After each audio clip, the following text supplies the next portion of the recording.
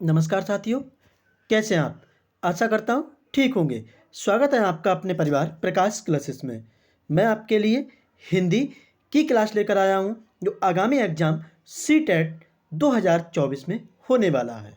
अगर वीडियो आपको पसंद आए तो वीडियो को लाइक करें, शेयर कर दें, चैनल को सब्सक्राइब कर लें भैया। हर एग्ज़ाम की तैयारी आपकी मुफ्त में कराई जाएगी, कोई भी चार्जेस नहीं। आप वीडियो को पूरा वॉच करें, बेहद इंपॉर्टेंट क्वेश्चन लिए गए हैं। मैंने इसमें कॉन्सेप्चुअल और पेडागॉजी क्वेश्चंस लिए हैं। चलिए तो स्टार्ट करते हैं बिना समय गवाए हुए। पहला क्वेश्चन आपकी स्क्रीन पर। पहला क्वेश्चन, व्याकरण शिक्षण पाठ के प्रकार होते हैं। औपचारिक व्याकरण पाठ, व्यवहारिक व्याकरण पाठ, प्रासंगिक या फिर उपरोक्त सभी। जो व्याकरण शिक्षण होता है भैया, उसमें हम आपको बता दें ये सभी होते हैं। ठीक है। औपचारिक व्याकरण पाठ क्या होता है? औपचारिक जो होता है वो चार दीवारों के अंदर जो शिक्षा दी जाती है वो आपकी औपचारिक होती है, यानी एक नियम के अकॉर्डिंग जो शिक्षा दी जाती है वो आपकी औपचारिक शिक्षा होती है। ठीक है। व्यवहारिक, जो व्यवहार में यूज की जाती है वो आपकी व्यवहारिक व्याकरण शिक्षण होती है। प्रसंग प्रासंगिक क्या होती है? जो व्याकरण संबंधी नियम और वाक्य संरचना होती है को सिखाने के लिए प्रामाणिक और लंबे पाठों का उपयोग करना आपकी प्रासंगिक व्याकरण पाठ कहलाता है। ठीक है साथियों, तो व्याकरण में ये तीनों विधियां यूज होती हैं, यानी उपरोक्त सभी हमारा राइट आंसर हो जाएगा। वीडियो आपको पसंद आए तो लाइक जरूर कर दें, शेयर भी कर दें भैया। अगला क्वेश्चन आपकी स्क्रीन पर। कविता का मुख्य लक्ष्य है शब्द भंडार में वृद्धि करना, उच्चारण दोषों को सुधारना, भाषा एवं सहानुभूति करना या कविता का सरलार्थ बताना। आप बच्चों को कविता सुनाएंगे तो मुख्य लक्ष्य क्या होगा? आप कक्षा 1 से लेकर 5 तक के बच्चों को कविता सिखानी है आपको भैया, तो आप क्या करेंगे? क्या आपका एम होगा? क्या शब्द भंडार बढ़ाएंगे? नहीं भैया। क्या उच्चारण को सुधारेंगे? हो सकता है। क्या भाषा एवं सहानुभूति करेंगे? भाषा के प्रति सहानुभूति तो करना ही नहीं है एक टीचर को। हम आपको बता दें कविता का सरल अर्थ बताएंगे भैया, यानी 2 का हमारा राइट आंसर डी करेक्ट हो जाएगा। ठीक है, बिल्कुल चैनल को सब्सक्राइब कर लें। सीटेट की तैयारी पूरी रणनीति के साथ आपकी फ्री में होगी। हिंदी के जीवय मूल्य व्यंजन होते हैं का, खा, गा, चा, छा, जा, टा, ठा, डा, पा, फा, वा। क्या होगा इस क्वेश्चन का राइट आंसर? थर्ड नंबर का। बिल्कुल, जो जीभा मूल्य व्यंजन होते हैं हम आपको बता दें भैया का, खा, गा होते हैं। ठीक है, हम आपको बता दें ये आपके व्यंजन कंठ भी होते हैं, कंठ से बोले जाने वाले। ठीक है, ये आपके तालु से बोले जाते हैं, ये भी आप ध्यान रखना। ये मूर्धन से यानी मूर्धा से बोले जाते हैं। ठीक है साथियों, और पा, फा, भा आप बोल करके देखें तो ये आपके कहीं ना कहीं किससे, ओष्ठ से बोले जाते हैं, ये भी आप ध्यान रखना। ठीक है, बिल्कुल। और ता वर्ग की बात की जाए, एक और बचा है ता वर्ग आपका दंत से बोला जाता है, ये भी आप ध्यान रखना। ठीक है, फिलहाल इस क्वेश्चन का राइट आंसर ए करेक्ट हो जाएगा। अगला क्वेश्चन आपकी स्क्रीन पर। शुद्ध वाक्य है उसने एक फूलों की माला बनाई। क्या एक फूल की माला कभी बनाई जाती है? क्या मुर्दे गाड़े और जलाए जाते हैं? मुर्दे गाड़े और जलाए जाते हैं, गाड़े भी जाते हैं और जलाए भी जाते हैं, क्या ये शुद्ध होगा? मैं मेरे घर जाता हूँ, मैं मेरे घर जाता हूँ, क्या ऐसे बोलते हैं भैया? नहीं। कबीर को हिंदी का पहला कवि माना जाता है, यही हमारा राइट आंसर होगा, डी करेक्ट हो जाएगा। ठीक है साथियों, अगला क्वेश्चन आपकी स्क्रीन पर। कविता किसका विषय है? आपको एक कविता पढ़ानी है। कविता किसका विषय है? अनुभूति का, विद्या का, रस का या आनंद का? एक कविता जो होती है वो आपके अंदर क्या जनरेट करेगी? तो ये अनुभूति करेगी भैया, ये भी आप ध्यान रखना। विद्या का, कविता एक विद्या का पार्ट हो सकता है, लेकिन आपके अंदर जो है अनुभूति वाली बात उत्पन्न करेगी। रस का भी आनंद रस नहीं देता, आनंद नहीं आता भैया। ठीक है, अगला क्वेश्चन आपकी स्क्रीन पर। स्वर यंत्र में श्वास के आघात से जन्म होता है? स्वर का, पूर्ण ध्वनियों का या इनमें से कोई नहीं? तो हम बताएं, स्वर यंत्र से श्वास के जो आघात, स्वर यंत्र पर जो सांस का आघात होता है उससे पूर्ण ध्वनियों का जन्म होता है। ठीक है। अगला क्वेश्चन, आदि और व्याधि युग्म का अर्थ होता है? क्या सांसारिक कष्ट, व्याध आदि का मतलब सांसारिक कष्ट होगा और व्याधि का मतलब मानसिक कष्ट होगा। हम आपको बता दें, व्याधि का मतलब शारीरिक कष्ट होता है, ये भी आप ध्यान रखना। शारीरिक कष्ट बिल्कुल एक ही ऑप्शन में है भैया, शारीरिक कष्ट, ये आप ध्यान रखना। तो आदि का मतलब होता है मानसिक कष्ट। ठीक है, 7 नंबर का राइट आंसर वी करेक्ट होगा। वीडियो आपको पसंद आए तो लाइक जरूर कर दें, चैनल को सब्सक्राइब कर लें। हम बीच में कोई भी फालतू की बात नहीं करते, सिर्फ पढ़ाई की बात करते हैं। कम टाइम में अच्छा कंटेंट लाता है प्रकाश क्लासेस। चैनल को सब्सक्राइब कर लें। बिल्कुल भैया। भाषा शिक्षण में परंपरागत उद्बोधन सामग्री के रूप में बहुत अधिक सहायक किसे माना जाना चाहिए? क्या पाठ्य पुस्तक को मानना है आपको, क्या रेखा चित्र को, श्यामपट्ट को, या फिर आप चित्र को? किसे मानेंगे इंपॉर्टेंट? 8 नंबर का राइट आंसर क्या होगा? इन चारों ऑप्शन में से आप बात करेंगे। बिल्कुल, भाषा शिक्षण में। वेरी गुड, ये आपका राइट हो जाएगा पाठ्य पुस्तक। रेखा चित्र इतना इंपॉर्टेंट नहीं है, रेखा चित्र भैया इसी में आ जाएगा पाठ्य पुस्तक में। श्यामपट्ट भी इतना इंपॉर्टेंट नहीं है, चित्र भी इतना इंपॉर्टेंट नहीं है, लेकिन पाठ्य पुस्तक जो है आपकी वो परंपरागत उद्बोधन सामग्री के रूप में बहुत अधिक सहायक होती है। अगला क्वेश्चन, मोहन पिटारी विधि, एक मोहन पिटारी विधि है भैया, का नामांकन किसके नाम पर किया गया है? स्टार लगा लेना इस क्वेश्चन पर, यह कहीं ना कहीं आपसे पूछा जाएगा। क्या मदन मोहन मालवीय की, मोहनदास करमचंद गांधी के ऊपर, क्या गोपाल मोहन या अरविंद मोहन? ये आपसे पूछा जाए बुनियादी शिक्षा के लिए, किसके? बुनियादी शिक्षा के लिए कौन जाना जाता है? तो ये आपका कौन जाना जाता है? ये भैया आपके मोहनदास करमचंद गांधी जाने जाते हैं। लेकिन मोहन पिटारी विधि जो है, मदन मोहन मालवीय जाने जाते हैं। बेसिक शिक्षा के लिए भी करमचंद गांधी जी जाने जाते हैं। बेहद इंपॉर्टेंट क्वेश्चन है। अगला क्वेश्चन, हिंदी भाषा में डा डा को कहा जाता है? क्या संयुक्त व्यंजन, उत्क्षिप्त व्यंजन, गृहीत व्यंजन? इनका कोई मतलब नहीं है। ठीक है, या इनमें से कोई नहीं, ये भी नहीं है। आपके पास 2 ऑप्शन बचे हैं। संयुक्त व्यंजन कितने होते हैं? 4 होते हैं। कौन कौन से? छा, त्रा, ज्ञा और भैया एक आपका आ जाता है स्रा। ठीक है साथियों, ये आपके 4 व्यंजन होते हैं संयुक्त व्यंजन।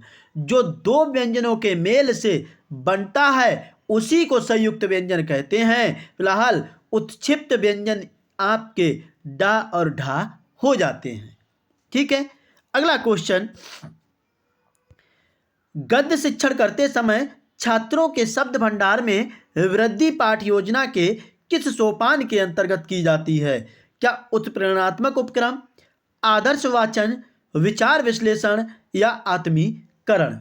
गद्य शिक्षण आपको करना है या शब्द भंडार में वृद्धि करनी है आपको, तो आपका राइट आंसर होगा आत्मीकरण करना है भैया। पहले अपना ही करण करना है, अपना ही सुधार करना है, तभी तो बच्चों को सिखाना है, जाके शब्द भंडार बढ़ाना है। अगला क्वेश्चन, ओवरहेड प्रोजेक्टर, बिल्कुल ओवरहेड प्रोजेक्टर की बात की जा रही है, कौन सी अधिगम सामग्री का उदाहरण है? मैं आपको बता रहा हूं, मैं आपको पढ़ा रहा हूं भैया, इसमें मेरी आवाज़ भी आ रही है, आपको क्वेश्चन भी दिख रहे हैं, मोबाइल है आपके हाथ में, लैपटॉप है आपके हाथ में, तो ये आपके श्रव्य, ये पूछे जाते हैं आपसे, श्रव्य दृश्य सामग्री के रूप में आते हैं। ठीक है, दृश्य सामग्री के रूप में आते हैं, ये भी आप ध्यान रखना। ठीक है, बिल्कुल दृश्य सामग्री के रूप में आते हैं जिसमें आवाज और चित्र दोनों दिखें। लेकिन ओवरहेड प्रोजेक्टर जो होता है आपका, वो आपका क्या होता है? वो आपका सिर्फ दृश्य उपकरण होता है। जैसे आपकी बात की जाए कैमरा, कैमरा से फोटो कैप्चर किया जाता है, आपको आवाज नहीं मिलती भैया। ठीक है, बिल्कुल। अगला क्वेश्चन आपकी स्क्रीन पर, पद्य पाठ का सर्वाधिक महत्वपूर्ण सोपान है? क्या प्रस्तावना, आदर्श वाचन, भाव विश्लेषण या संभावी कविता? आपके भाव की विशेषता जहां बताई जाए, आपके भाव के बारे में पूछा जाए तो वहां होता है पद्य भैया। ये आप ध्यान रखें। बिल्कुल, वेरी गुड भैया। तो भाव विश्लेषण ही पद्य के रूप में होता है। अगला क्वेश्चन, भारत के संदर्भ में भाषा के विविध रूप हैं। मातृभाषा व राष्ट्रभाषा, सांस्कृतिक भाषा एवं क्षेत्रीय भाषा, अंतर्राष्ट्रीय भाषा या उपरोक्त सभी। तो हम आपको बता दें, भारत की कोई राष्ट्रभाषा नहीं है, ये भी आप ध्यान रखना। मातृभाषा या राष्ट्रभाषा, बिल्कुल ये भी होती हैं। मातृभाषा का मतलब होता है जो अपनी अपनी भाषाएं होती हैं। सांस्कृतिक भाषा व क्षेत्रीय भाषा, जो क्षेत्र क्षेत्र में भाषाएं बोली जाती हैं। अंतर्राष्ट्रीय यानी इंटरनेशनल जो लैंग्वेज होती है उसकी बात की जाती है। 14 नंबर में हमारे इंडिया में ये सभी भाषाएं यूज होती हैं, यानी हमारा राइट आंसर डी करेक्ट होगा। ठीक है साथियों, वीडियो आपको पसंद आए तो प्लीज़ एक लाइक तो बनता है। चैनल को सब्सक्राइब कर लें, बेल आइकन को प्रेस कर लें भैया। अगला क्वेश्चन आपकी स्क्रीन पर, कोई भी प्रॉब्लम दिखे तो आप बिल्कुल कमेंट करना है आपको। भाषा शिक्षण के उद्बोधन सामग्री का रूप है दृश्य साधन, क्या श्रव्य साधन, दृश्य श्रव्य साधन या ये सभी होगा। हम आपको बता दें, भाषा शिक्षण आपको करना है तो दृश्य भी दिखा करके आप भाषा शिक्षण कर सकते हैं। श्रव्य, ओनली श्रव्य सुना करके ऑडियो प्लेयर से भी भाषा का विकसित कर सकते हैं। और टीवी, मोबाइल के, कंप्यूटर के थ्रू भी आप भैया दृश्य श्रव्य भी कर सकते हैं। इसीलिए हमारा राइट आंसर डी करेक्ट होगा। ठीक है साथियों, अगला क्वेश्चन, लोकतंत्र शब्द किस समास का उदाहरण है? भैया लोक से तंत्र, बिल्कुल लोक में तंत्र आप कह दें तत्पुरुष हो जाएगा, क्योंकि जहां हमारी कारक यूज हो जाएं वहां तत्पुरुष समास होता है। द्वंद्व समास क्या होता है?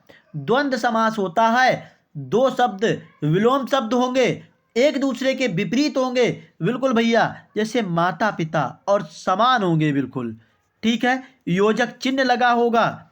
कर्मधारय, जहां एक शब्द की विशेषता बता दी जाए एक दूसरे शब्द से तो वहां क्या होता है?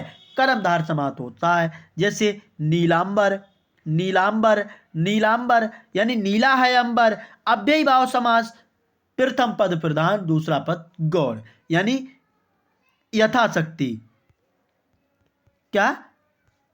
यथाशक्ति। ठीक है साथियों, बिल्कुल, यानी हमारा इस क्वेश्चन का राइट आंसर सी करेक्ट होगा। अगला क्वेश्चन, संज्ञा के स्थान पर प्रयुक्त होने वाले शब्द क्या कहलाते हैं? क्या विश्लेषण, जो विशेषता बताएं, विशेषता बताएं भैया, उनको विश्लेषण कहा जाता है। क्रिया, काम करना, हम लिख रहे हैं तो ये क्रिया कर रहे हैं भैया। ठीक है साथियों, फिलहाल ऐसे शब्द हमारे सर्वनाम कहलाते हैं। ठीक है, जो संज्ञा के जगह यूज हो जाएं। अगला क्वेश्चन, नैदानिक परीक्षण, नैदानिक का मतलब होता है समस्या की पहचान करना। क्या छात्र की अभिव्यक्ति का सुधार करना? सुधार तो नहीं करना है, ये तो उपचारात्मक शिक्षण हो गया। छात्र की भाषा संबंधी क्षमता का मूल्यांकन करना? नहीं भैया। छात्र की कमजोरियों का पता लगाना, हमने अभी आपसे कहा, तो यही आपका नैदानिक परीक्षण होता है। अगला क्वेश्चन, प्रवचन विधि का उदाहरण है।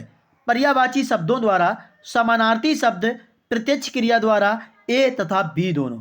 प्रवचन जो दिए जाते हैं वो पर्यायवाची और समानार्थी शब्द दोनों द्वारा दिए जाते हैं। ठीक है साथियों, अगला क्वेश्चन, यदि बालक में अक्षरों व शब्दों के सही आकार, क्रम तथा अक्षरों और शब्दों के बीच की दूरी से सही अंतर को समझने की योग्यता का विकास करना है तो बालकों को कौन सी दक्षता का परीक्षण देना चाहिए? क्या सुनने संबंधी दक्षता का परीक्षण, क्या बोलने संबंधी दक्षता का परीक्षण, लिखने संबंधी दक्षता का परीक्षण या व्यवहारिक व्याकरण का प्रशिक्षण? क्या होगा इस क्वेश्चन का राइट आंसर? 20 नंबर का राइट आंसर आपका करेक्ट हो जाएगा जब आपको शब्दों के सही आकार। क्या होगा इस क्वेश्चन का राइट आंसर? वेरी गुड भैया, 20 नंबर का राइट आंसर जो आपने कमेंट किया है वो लिखने संबंधी दक्षता का परीक्षण करना है। सॉरी, इसके लिए थोड़ा एक प्रॉब्लम आ गई बीच में। अगला क्वेश्चन आपकी स्क्रीन पर, विद्वान का स्त्रीलिंग शब्द क्या होता है?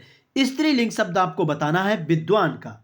क्या विदुषी होगा, कवयित्री होगा, लेखिका होगा? हम आपको बता दें, बिल्कुल कवयित्री आपका कैसा है, स्त्रीलिंग शब्द है। इसका आपका पुरुष लिंग पूछा जाए तो कवि राइट हो जाता है।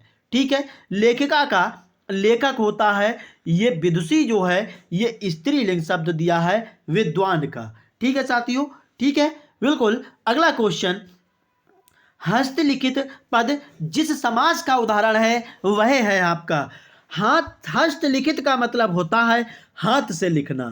क्या द्वंद्व होगा, तत्पुरुष होगा, द्विगु होगा या अव्ययीभाव समास होगा?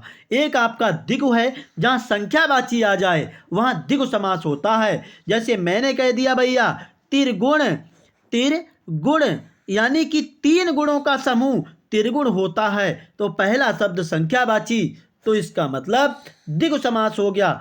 हस्तलिखित, हस्त से लिखा हुआ, तत्पुरुष समास राइट हो जाएगा। वीडियो आपको कैसी लग रही है एक बार कमेंट जरूर करना। अगला क्वेश्चन आपकी स्क्रीन पर, व्यवहारिक शब्द में प्रत्यय प्रयोग किया गया है इक, का, एक, इक। हम आपको बता दें प्रत्यय क्या होते हैं। अगर कोई शब्द किसी शब्द में पीछे जुड़ करके भैया अर्थ चेंज कर दे तो उसे हम प्रत्यय कहते हैं। जैसे हम आपको व्यवहार में इक जोड़ दें तो ये व्यवहारिक हो जाता है। तो ये लास्ट में जुड़ रहा है ना, तो यही आपका क्या हो गया, प्रत्यय हो गया। यानी कि ये आप ध्यान रखना। ठीक है। अगला क्वेश्चन, हिंदी वर्णमाला के 2 शब्दों अथवा 2 वाक्यों अथवा 2 वाक्यों के मध्य थोड़ा रुकने की प्रक्रिया का नाम है। क्या विवर्ती, बलाघात, अनुतान या इनमें से कोई नहीं? बलाघात क्या होता है? बलाघात जब बोलने पर ध्वनि का उच्चारण समान रूप से ना हो तो उसी को भैया बलाघात कहते हैं। ठीक है बिल्कुल, विवर्ती हो जाएगा इस क्वेश्चन का राइट आंसर। अगला क्वेश्चन आपकी स्क्रीन पर, निम्नलिखित में से रचनात्मक शिक्षण की विधि नहीं है। क्या कक्षा नियम विधि, आदर्श अभिनय विधि, व्याख्या विधि होगी? क्या भाषा संसर्ग विधि होगी? क्या होगा इस क्वेश्चन का राइट आंसर 25 का? बिल्कुल भैया, यानी भाषा संसर्ग विधि राइट हो जाएगा। अगला क्वेश्चन आपकी स्क्रीन पर, स्वर को हिंदी वर्णमाला में परिभाषित करते हैं।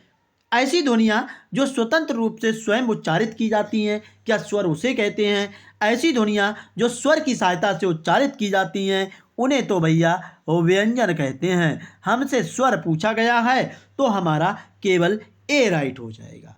ठीक है साथियों, अगला क्वेश्चन आपकी स्क्रीन पर, प्राथमिक स्तर पर कविता शिक्षण की प्रणाली है। आपको कविता पढ़ानी है प्राथमिक स्तर पर तो गीत के माध्यम से पढ़ाएंगे, क्या अभिनय कराएंगे, क्या व्याख्या देंगे, क्या ए और बी दोनों होगा? 27 का राइट आंसर कमेंट करना है। वेरी गुड भैया, आपको गीत भी देना है, अभिनय भी करना है, व्याख्या देंगे बच्चे के सामने तो बिल्कुल नहीं समझेगा, हमारा ए और बी राइट हो जाएगा। अगला क्वेश्चन, उच्च प्राथमिक कक्षाओं में कविता शिक्षण की किस विधि का प्रयोग किया जाता है? तुलना विधि, क्या आपको तुलना करना है? प्रश्नोत्तर विधि देनी है उच्च प्राथमिक कक्षाओं में? व्याख्या विधि, क्या व्यास विधि? ये तो कोई नहीं भैया, व्याख्या विधि आपकी राइट हो जाएगी उच्च प्राथमिक कक्षाओं में। अगला क्वेश्चन, लिंगुआफोन उद्बोधन सामग्री का प्रकार है। दृश्य उपकरण, क्या श्रव्य उपकरण, क्या दृश्य श्रव्य उपकरण या ये सभी होगा? 29 का राइट आंसर जो लिंगुआफोन होता है वो ओनली श्रव्य उपकरण होता है। ठीक है, आपको आवाज़ सुनाई देगी फोन में लेकिन दिखाई नहीं देगा। अगला क्वेश्चन, लास्ट क्वेश्चन इस वीडियो का, निम्नलिखित में से मातृभाषा शिक्षण का सिद्धांत नहीं है। आवर्ती का सिद्धांत, पुनर्मनन का सिद्धांत तो है भैया, चिंतन मनन का सिद्धांत, क्या नियोजन का सिद्धांत? तो आपका चिंतन मनन का सिद्धांत जो है ये मातृभाषा शिक्षण का सिद्धांत नहीं है। ये वीडियो आपको कैसी लगी एक बार कमेंट जरूर करना।